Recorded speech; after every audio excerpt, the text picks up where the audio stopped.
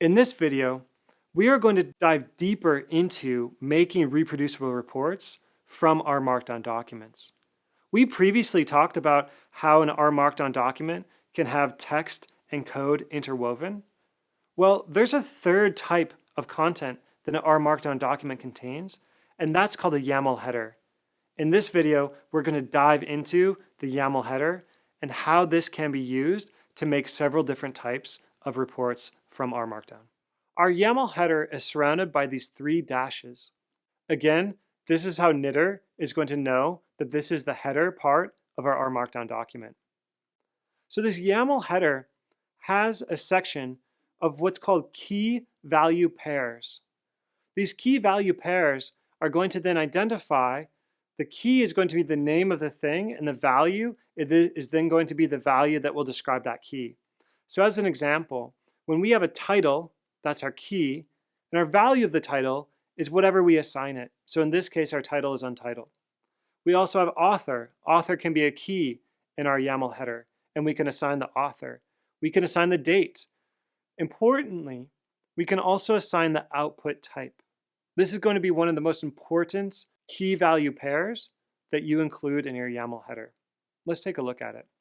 I told you before that a single R Markdown document can be converted into many different types of outputs: Word documents, PowerPoint files, PDFs, HTML files, and so on. The way that we do that is by changing this output to different types of output within our YAML header. So if we want our output to be a PDF document, then for our key value pair, our key is output and our value is going to be PDF underscore document. If we also then want to make a Word document, we can then also have our output Word underscore document, and so on. Several of these most common output types are also going to be in the R Markdown quick reference guide. One additional important part of the YAML header is called parameter. We can set multiple different types of parameters within our YAML header. So let's see what that looks like. Within the YAML header, we are going to have a key that we call params, colon. So this is the same as our key value pair that we just looked at. But what we want to then do is have a list of values. So we're going to have a parameter name and then that parameter value. So we separate these by colons.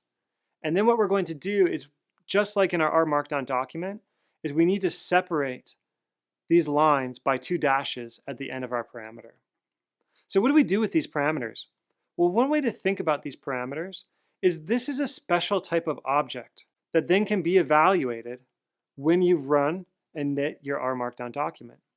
So for example, if we set a parameter to be the number 42, we can then say the value of this parameter is, and then just like we can call some R code by having this single backtick, we can call the parameter value by the same backtick. So we're going to have backtick R params, but in this case we're not going to put 42.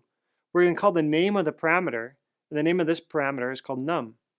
So when we knit this, what we then find is a nice knitted sentence. The value of the parameter is 42.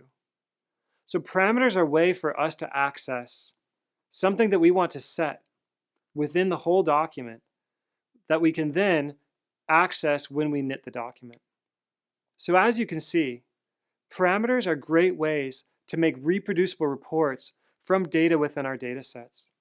If you need to make multiple reports, it might be worthwhile to parameterize your reports in order to then call specific parts of your data sets to generate multiple reports over. That's the whole idea with this R Markdown documents. The hope is to perform a series of calculations, a series of data science operations that then allow us to perform reproducible analyses that we can share with other people, that we can show our work and say, this is exactly what we did. This is the power of R Markdown.